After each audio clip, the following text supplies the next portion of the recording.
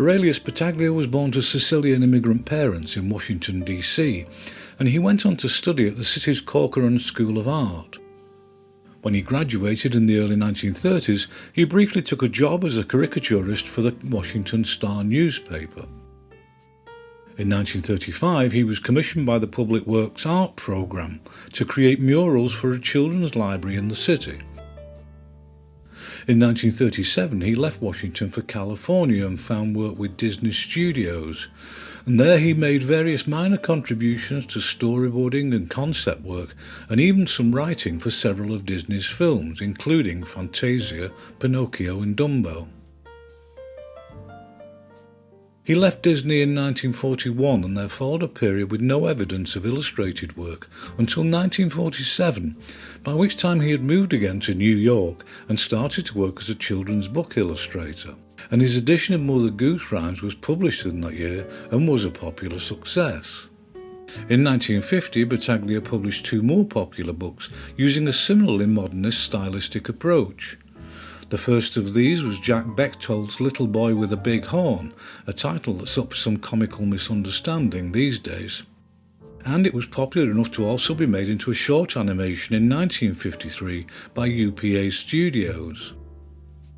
The other was The Cat Who Went to Sea, written by Catherine and Byron Jackson, and published by Little Golden Books, who at this time were a dominant force in American children's publishing.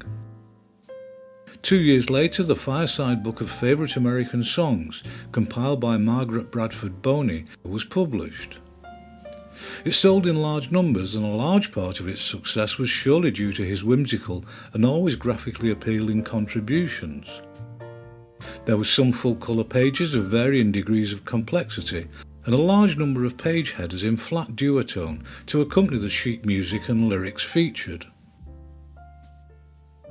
In 1953, Battaglia illustrated the picture book Cowboy Jack the Sheriff, written by Tommy Tabor, and it featured a series of particularly engaging and imaginatively laid out modernist images which greatly enhanced this western tale.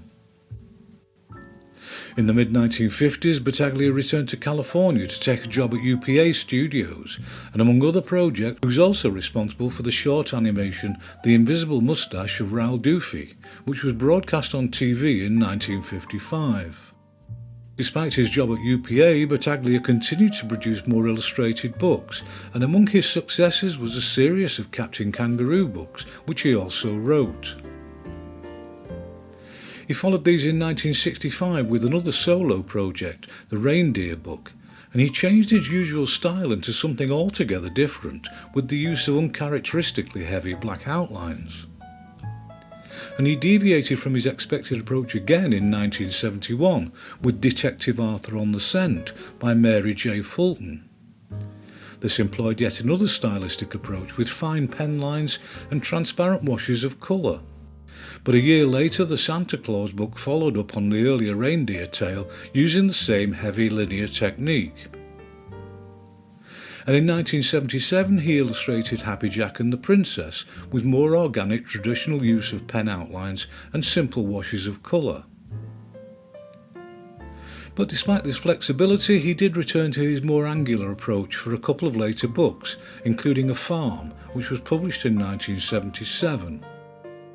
And following a long and particularly diverse career, Aurelius Battaglia died at the age of 74 in 1984 in Provincetown, Massachusetts.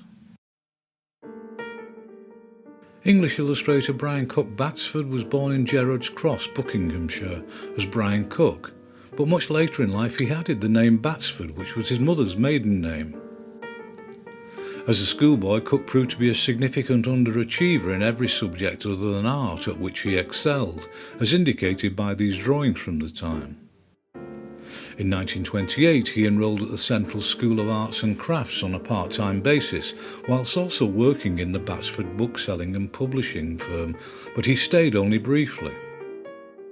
The company experienced straitened times during the 1929 financial collapse, and for a while it was a three-man team, with Cook's contribution being the pictorial research and creation of illustrations. And it was at this time that he started to produce book jacket designs, which were printed by the rarely used Jean Berthet process. This method had been pioneered in late 19th century France and relied on a series of rubber printing plates, one for each colour used, and the illustrations were printed with water-based inks. The bright stylised designs that Brian Cook created became the hallmark of the company's highly successful British Heritage series. The use of posterised areas of flat colour was highly reminiscent of much of the publicity being created for the rail companies and London Transport, and in the 1930s he was commissioned to create travel-themed posters too. But it was the book covers which dominated his output, and he produced a large volume of others up to the outbreak of war in 1939. He married in 1945, and a year later he changed his surname to Battsford, but carried on as before, creating more images, mostly of idyllic British ruralism, but with occasional forays into urban environments too.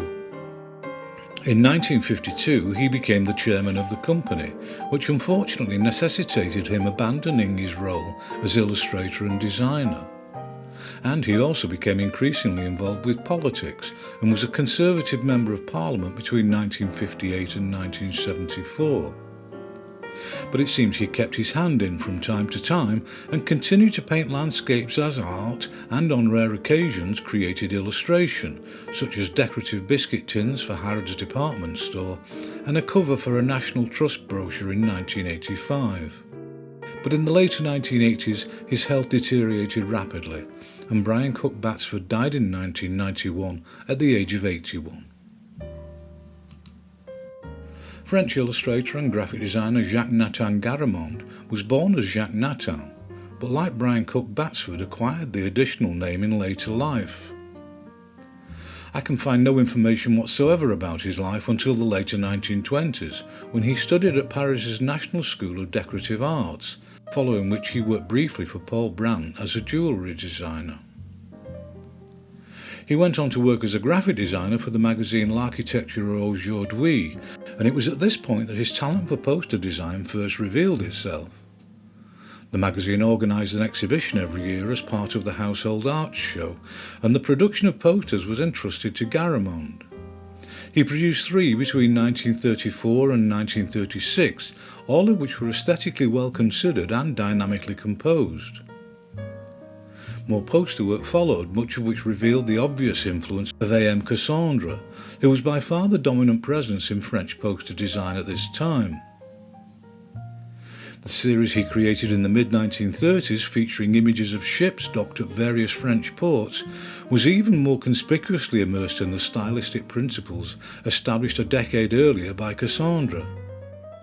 Nevertheless, they were a pleasing cohesive trio of modernist images. But despite his success in this arena, he spent the later 1930s and 1940s primarily working as a typographer and corporate designer, and only occasionally created drawn imagery. It wasn't until the later 1940s that poster work came to dominate his output again. By this point, his earlier Cassandra influence had been more deeply absorbed and reimagined with greater levels of abstraction and vibrant colour, with other visual references apparent, including folk art and the early modernist artists such as Georges Braque and Henri Matisse. Nevertheless, his more formal design work continued, and in 1952 Nathan Garamond became a founding member of the Alliance Graphique Internationale, and also taught design at a couple of art schools. In 1956 he created his first poster for Air France, and this client became a mainstay of his output for years to come. Some of the posters were created to promote travel to France from other countries, and there were flights to other European locations advertised, all created with broad disregard for conventional representation. And in 1958 he also created a series of striking brightly coloured posters for the French Tourist Board promoting travel by rail and road to various destinations. But arguably the most impressive work he created for this client was his series for more exotic long-distance flights, which frequently dispensed with the illustration of actual locations in favour of more symbolic and striking imagery. The The last dated poster by Garamond that I found was for Air France in 1965, and other than that I found this abstract cover for Idea magazine in 1969. I can find nothing dated later than this, and I suspect that he continued with more formal design work for the rest of his career. But that's just a guess, and all I can add is that Jacques Nathan Garamond died in 2001 at the age of 91. Jerzy Srokowski was born in Warsaw, and in Poland he was and still is highly regarded for his large and highly creative body of work. But outside Poland he remains an unknown quantity. He started his studies at the Municipal School of Decorative Arts and Painting, and in 1935 he moved on to the Warsaw Academy of Fine Arts. Even as a student he had already been having work published in a number of Polish magazines, but with very bad timing, in the year of his graduation the Second World War began when Poland was invaded by Hitler's army. Once the war had ended, he worked as an illustrator for the left-leaning Szpilki magazine, but I haven't found a single example to show. However, it was at this time he also became increasingly involved in poster design, and he created a large volume of staunchly modernist images which explored varying levels of non-representational approaches, which constituted a major graphic achievement as a body of work in itself, irrespective of his other talents. And the evidence clearly indicates he was particularly eclectic in his choice and use of different mediums for graphic effect. And alongside his poster work, Srokowski continued to create a large number of entertaining, equally modernist book illustrations. A prime example of this was his work for 1948's The Adventures of the Night Sage by Jan Brekvar.